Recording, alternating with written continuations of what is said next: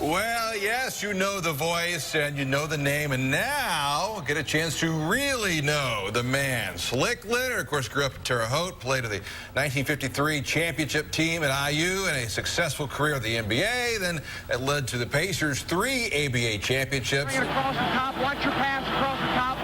Let's go to the hoop. Now we got 1 team foul. How many fouls Billy got? Ollie. Stay out, get your hands up hard. Now let's move that ball and hit that open man. Now go for Freddie. Hurry up. And now, just in time for the holidays, there's a new book out entitled Boom, Baby, My Basketball Life in Indiana. And Slick joins us tonight on Sunday Sports Extra, along with Sports Extra contributor Robin Miller, who started covering Slick when you were, what, 19 or so? I used to call Slick at home after the games. Yeah? And he'd actually answer the phone, and I'd ask questions about the game. He was tolerant enough, him and Nancy, to put up with me. And then I started working for the Star and started traveling with the Pacers when I was 19. And I can tell you this, Davey, there'll never be another era like that. Everybody flew commercial, and it was the camaraderie, because everybody after the game, Slick says, we're all going to eat together, or we're all going to the bar together, but we're going to do it together. And there was no cliques. It was everybody it was awesome. But watching Slick take money from these guys playing poker was one of my fondest memories, because his nickname is Slick for a reason. Gin, rummy, and poker. And you used to tell Freddie and Mel and Roger, you couldn't beat him if you could see his cards. You're going to lose. But he was smart, because he always gave their money back at the end of the trip, because he didn't want to have any hard feelings. So I'm telling you, the book is fantastic, by the way, but you should have Robin write the unauthorized version. Oh, yeah. Of the autobiography. I'm just saying. I've seen him operate, and I hope Nancy doesn't let him come to my funeral, because all he does is tell jokes. There was something about the Coliseum and the red, white, and blue ball and the Pacers that lit this town up like it never was it before or since. Well, no, we needed it. Indianapolis needed it at that time, because, you know, Indy back then was a little bit run down. Sure. And all of a sudden, they got this thing going, and boy, did the fans pick up on this.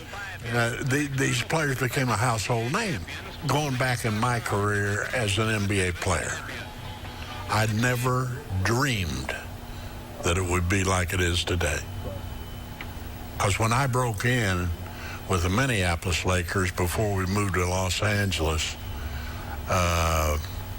there were only 8 teams. So, you know, there were 80 guys. Tell us your signing bonus. 10 on a... yeah, what was the signing bonus? What was the signing bonus? $500. $500. First contract. I just saw somebody recently that came out, Gino Marchetti with the Colts. His first contract was $6,500, and that's exactly what mine was. I mean, it's so different. And now they're on their chartered flights. You know, they've got these per diems every day. They're making all... I mean, could they really withstand what you guys went through? If they had to. Yeah. If they had to. That's the way it was. There wasn't no other way. You learned to move right through it. Yeah. You know, these guys they'd be able to do it. But it sure is nice the way they're doing it now, I'll tell you that. So like I told Dave, you had this great job at Herff Jones. You'd been through the NBA wars. You got a big family. You got a wonderful job with your personality at Herff Jones.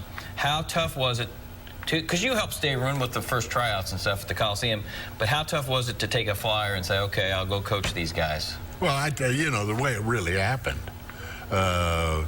Mike Storn, after that first year where I was kind of a consultant, and Mike Storn and I had been together at Chicago and Baltimore, and then he wanted me to come as a coach. Well, Nancy and I had just built our first house, and so I said, this thing can't last. A red, white, and blue ball, a three-point line. I'm an old NBA guy, But I said, you know what? Why don't we go down there for a year? Because I didn't think it'd last any longer than that. I said, we'll make enough money to furnish the house. And here you are. You're still here. I'm still here after all these years. Tell me about the book, the idea behind it. Why did you want to do one? And I read the book, and reading the words is like listening to you talk. The reason I really did it was the grandkids. I wanted them someday to be able to read and say, boy, old Grandpa had a hell of a life. Yes, he did. You should see it from behind his eyes. The people in the state of Indiana have been so good to me. Yeah. I mean, the fans have been terrific. You know, it's been a love affair for all of us all these years. And so I hope that the people that do buy the book can enjoy it. Hell, I couldn't get one at Barnes & Noble. They're sold out. They are hard to come by, actually. So, Yeah. I mean, that tells you right there the love affair that the city, this well, area I has. do, and I love, you know, I love the people of the state of Indiana. I'm a Hoosier, and I'm proud of it. Well, I think the other thing that's cool is Reggie Miller said, he said at Roger Brown's induction ceremony, you know, that I wasn't the face of the Pacers, it was Roger Brown, but I beg to differ with Reggie.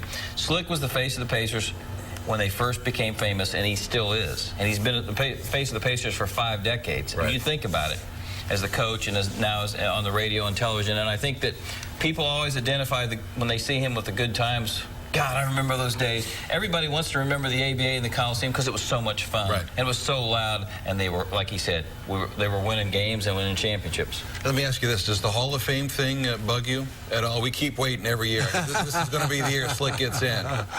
Well, it really doesn't. It really doesn't. I've said before, I hope that I live long enough to see George McGinnis get in. Because I'll tell you something. Now, I go all the way back in the NBA, and I've seen a lot of front lines. And sometimes a team will have a front line of maybe 2 guys.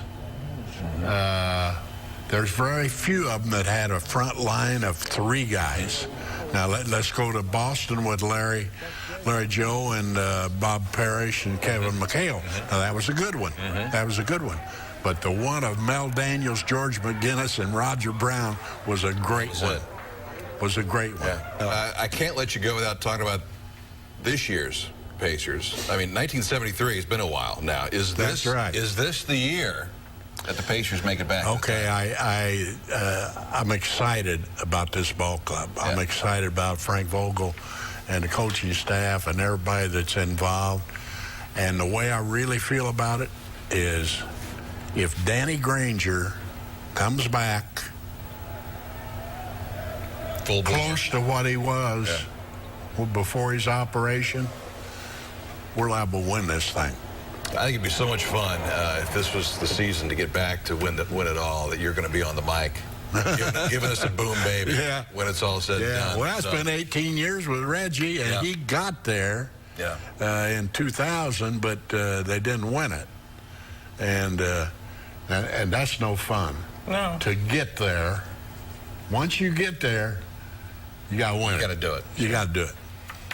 We got to take a break, and then we're going to play some poker.